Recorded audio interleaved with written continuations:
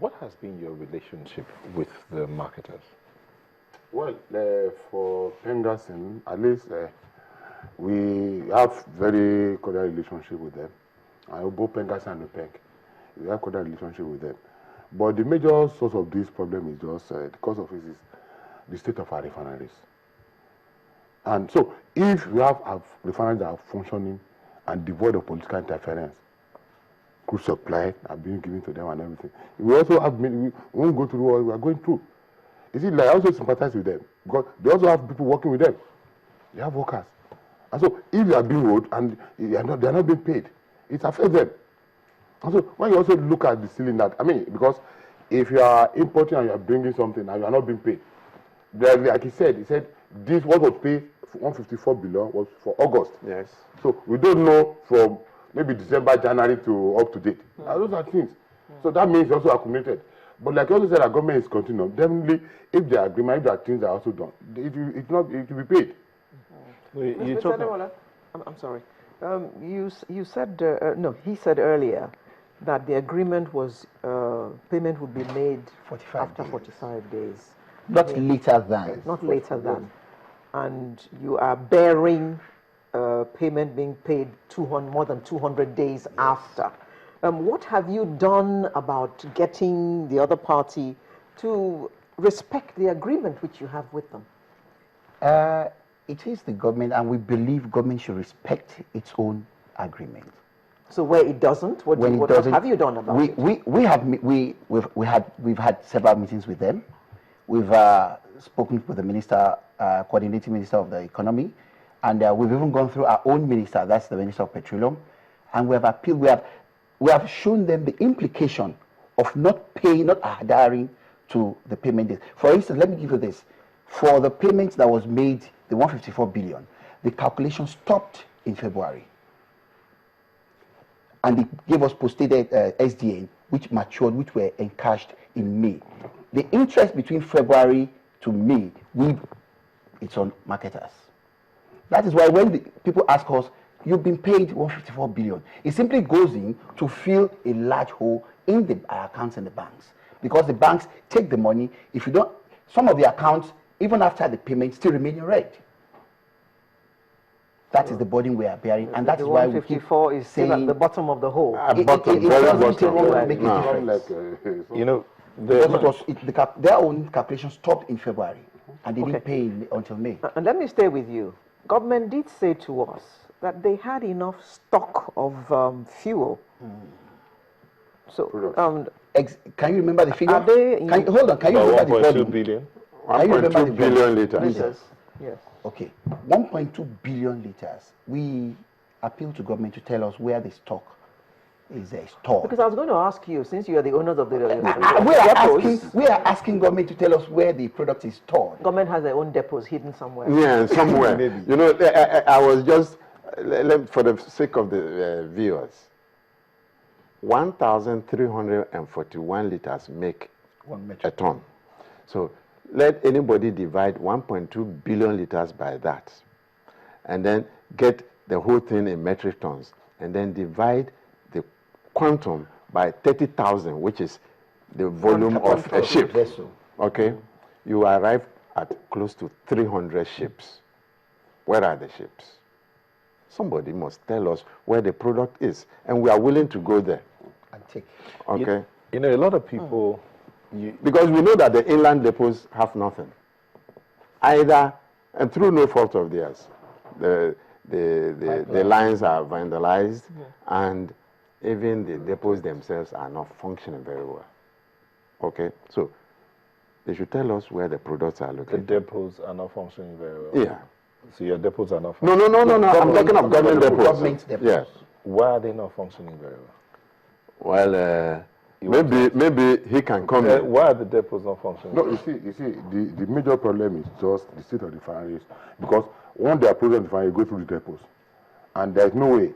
That's why you look at it that the depots are situated very close to the refineries, and we also have the pump station.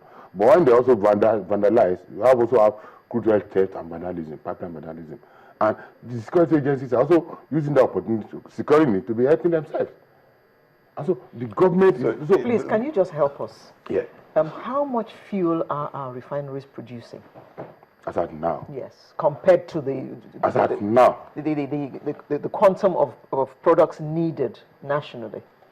Well, for now, you know, because, for example, Warri refinery is working, but because of crude supply.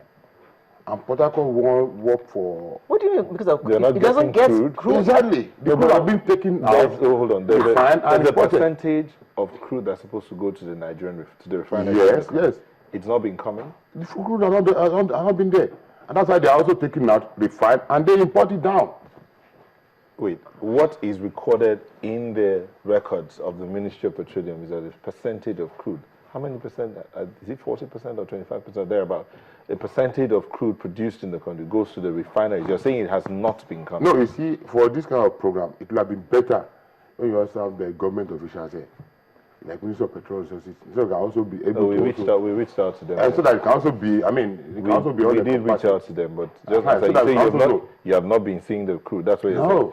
But let me come back to you marketers. It is believed that, in the rumor mills, that you're the ones sabotaging the refineries just so that you can continue to import your petroleum products. Okay. My response to that is this.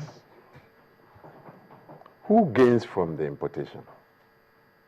Take it from me. Trust me. There's nobody that gains from the importation except the refineries abroad. We keep them running, and they keep employing their own people. That's all. Because the subsidy is paid to them upfront. We are only asking for reimbursement of what you spend. Of what you spend. So the refineries, we are not having anything to do with the refineries. You know what? For me, even if Pengassan will not agree with me, the refineries should be privatized, with government having some, because it's the ownership that is creating the problem. Did any of your colleagues, or your union, go for the license when the licenses were being given out in 2010 or 2011? Any serious investor will ask, can I sell my product if government caps it at 87? When I know that my production and everything will go beyond 87. It's the cap that is discouraging people. Okay, let's look at the cost of production. But you didn't answer the question. Yeah. Did any of your members or did your union go for a refinery license when those licenses were being given out? Some of the marketers did. Some of the marketers yes. did. So your colleagues, one or two of them, have licenses for a refinery, but they have not started? No. Okay. Let's look at cost of production here. How much would it take to produce 1 liter, let's use 1 liter of petrol in country and outside the country? I will not attempt that because I don't work in a refinery. I will not pretend to know what I don't know. Okay? I don't work in a refinery. Let's see. I have an idea, but I'm not going to state it. To bring 1 liter from outside the country. Oh, and how much would it take to bring 1 liter from within the country? Let's compare the two. That one I can tell you how much it takes to bring a liter to the country. And permit me to look at the paper here that I brought. As at the last check, the landing cost of a product is about 117 naira per liter, according to the PPPRA website. Okay. The reason is you have the C and F, and you have, when you bring it in here, you're going to have all the port charges, MPA charges, harbor and wharfage, NIMASA, and what they call TIP, temporary import permit. All these charges are paid by us to government in dollars. We don't keep that. We pay them to MPA. We pay them to NIMASA. We pay them to customs. In dollars. In fact, customs just increased their own from 10,000 to 30,000 last week. Dollars. Why are you paying a government agency in dollars, not in naira? I don't know whether their statute allows them, but that is what we do. Okay? And we are saying it openly so that the monetary authorities can ask them. All right. So those are some of the things that make the landing costs very expensive. And I want to repeat, we pay harbor and wharfage, we pay TIP, which is the temporary import permit, we pay NIMASA, which is 3% levy on the vessel. Not to talk of other payments that, like the starter, we cannot openly. So you do all these payments by yourself, not government. No, we do them by ourselves. You do yourself. Yes. So are all these payments factored into the 117 naira per liter? Oh yes. Okay. Yes. So now government says sell at 83. 83. 87. 87. But they're supposed to pay subsidy to balance out. Yes. So what is your profit? Our profit is also determined by government. It is 4 naira 60 kobo per liter, determined by government since 2007. You know, after all this, we'll go back to our parent ministry and say that we've been agitating that this is not enough. Since 2007, we've been getting 4 naira 60 kobo per liter gross, because we have not done any overhead deductions. All the expansions we are seeing, they are not there. There is no marketer that gets, out of the 460 gross, there's no marketer that gets up to 2 naira net as profit margin. No marketer. So you find out that we are being controlled on all sides, on the importation side, on the sales side, even in your profit. Okay. That's why we are requesting for complete deregulation. Would you have an idea of what it costs to produce 1 liter of petrol in country? No, well, if you watch in 1993, when they were doing the presidential debate, during MK Abiola, when he was contesting Tofa, I also had the same question, and nobody could answer that question today. And like you also said, he cannot also attempt it. So it's going to be difficult for me to also say, if you also look at the Pengassin, I mean, you also need to look at what are our structures, what do we deal with. And so it's going to be difficult for you to also look at the quantum, the cost of producing that.